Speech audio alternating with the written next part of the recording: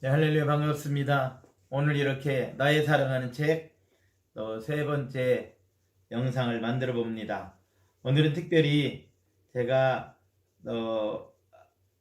아꼈던 그런 200년 전 1800년대의 목사님의 설교집이며 그의 생애를 간략하게 소개한 그런 내용의 책을 한번 보겠습니다. 제목은 이글스미스워스의 매일 묵상. 이분이 어떤 분인가 하고 이렇게 이 책의 소개글에 이글스미스는 1859년 영국에 태어났고 소년 때 회심을 했는데 회심하자마자 주의 사람들을 구원했고 그로 인해서 어머니가 구원되고 많은 사람들이 구원됐다. 그럼에도 청년이었을 때에 간증을 하지 못할 정도로 말에 대한 표현력이 부족했고 또 그가 그렇게 설교자로 될 수 있었다는 것 자체를 생각조차 할 수 없는 일이었다 밝히고 있습니다. 그리고 그가 가족의 생계를 위해서 17살 때부터 하루 12시간씩 일을 했기 때문에 표현력은 어쩔 수 없이 배우지 못했던 그 일로 인해 발생된 것이라고 기록합니다. 배관공으로 일했고 그리고 배관공이 되고 나서도 사람들에게 개인적으로 복음을 전하고 배관공으로 일하면서도 수많은 사람들을 예수 앞으로 인도했다. 그렇게 말합니다. 1882년 홀리 페데스톤에 하나님을 사랑하는 설교와 복음 전도의 은사가 많은 생동감 넘치는 자매와 결혼을 하였고 또 그 자매된 아내는 이글스워스에게 글을 읽는 법을 가르쳐주고 가장 가까운 친구와 협력자가 되어주었다.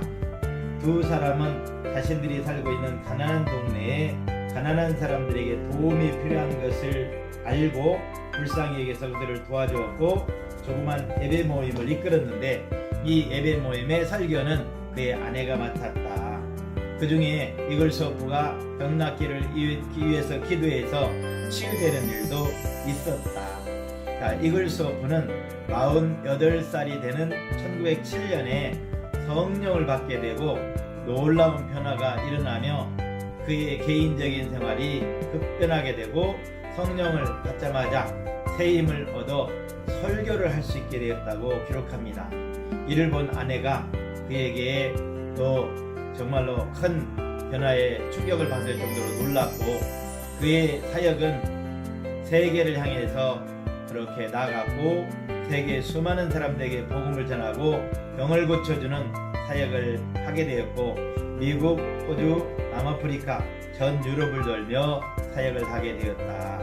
그가 1947년 부르심을 받기까지 대단히 긴 세월 동안 40년 가까이 복음의 사역자로 주의종으로 일을 했다고 기록합니다.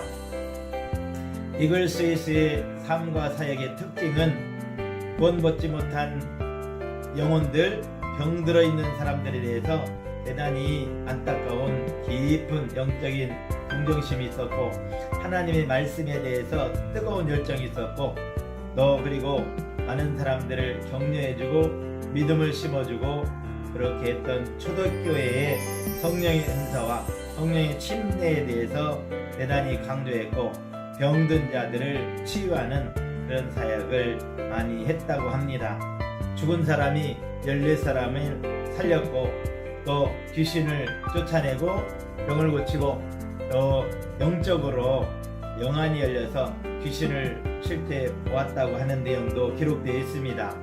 믿을 때 성령을 받은 것이 아니라 성령은 믿고 난 후에 받아서 성령이 임해야만이 제대로 신앙생활을 살 수 있다고 하는 그러한 생각을 가지고 있는 목회자입니다.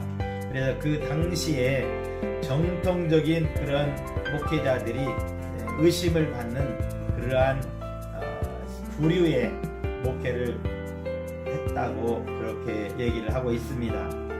오늘 이 책에는 1월 1일부터 마치 12월 31일까지 형식으로 되어 있는 책이지만 이분의 설교를 이렇게 요약을 해서 이렇게 1월 1일부터 묵상을 하고 신앙에 도움이 되도록 이렇게 했습니다. 오늘은 5월 20일에 관한 이 책의 내용을 한번 읽어보도록 하겠습니다. 5월 20일 시련을 통해 굳게 서 있기. 성경 말라기 3장 2절. 그의 임하는 날 누가 능히 당하며 그의 나타날 때에 누가 능히 서리요. 그는 금을 연단한 자의 불과 고백하는 자의 잿물과 같을 것이라.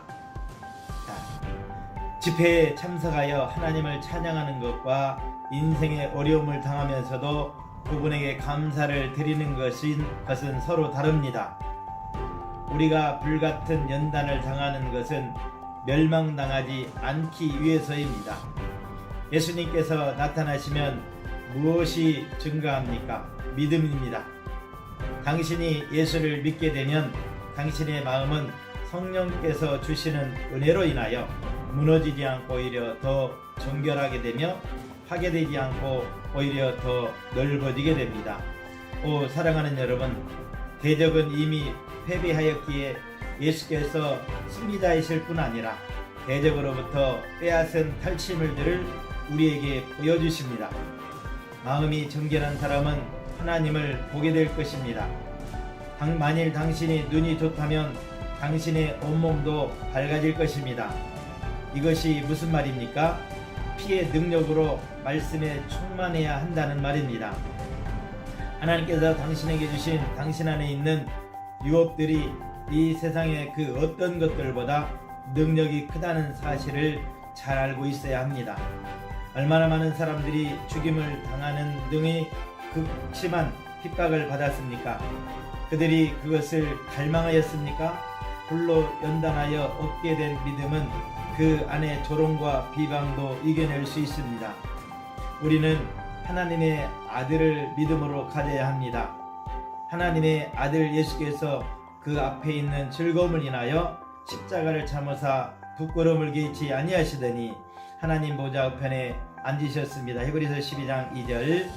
주님이 형상을 보고 또 볼 수만 있다면 나는 그 어떤 시련도 그 어떤 어려움도 어렵지 않게 견뎌낼 수 있습니다. 내가 그분을 뵐 수 있게 하기 위하여 그분은 끓는 냄비에 떠 있는 찌꺼기들을 계속 덜어내고 계십니다. 금속이 거울처럼 되려면 불순물이 제거되어야 합니다. 당신의 마음속을 들여다보고 계신 분은 누구입니까? 누가 정결하게 해주십니까? 우리 주님이십니다. 그분은 우리 속에 있는 것들 중 불들만을 제거하십니다. 오 하나님의 사랑이 내 심령 속에 역사하고 있다는 사실을 나는 확실히 알고 있습니다. 오늘의 생각, 주님 없이 50년 동안 일하는 것보다 성령으로 체험받은 상태에서 1년 동안 일하는 것이 더 많은 일을 합니다. 시련을 통해서 굳게 서 있기를 5월 20일 묵상의 내용입니다. 오늘 이렇게 읽을 수 없고의 매일 묵상이라는 이 책을 제가 꽤나 오래됐습니다. 알라딘 중고서적에서 저렴한 가격으로 구입을 했는데 내용이 우리 신앙과 베레아 신앙과 매우 흡사한 부분이 많아서 이렇게 종종 읽고 합니다. 우리 믿음은 하나님 앞에서 시련을 통해서 더욱더 견고해지고 하나님 앞에서 이 시련이 우리를 얼마나 큰 복으로 이끌어주는지를 잘 알고 있습니다. 어려움을 당하고 힘든 일을 당할 때에 나의 사랑하는 책 성경, 또 나의 사랑하는 책에서 많은 은혜를 받은 사람들의 믿음의 이야기를 통해서 늘 승리하시기를 예수 이름으로 축복합니다. 오늘 나의 사랑하는 책 이야기를 여기서 마칩니다. 감사합니다.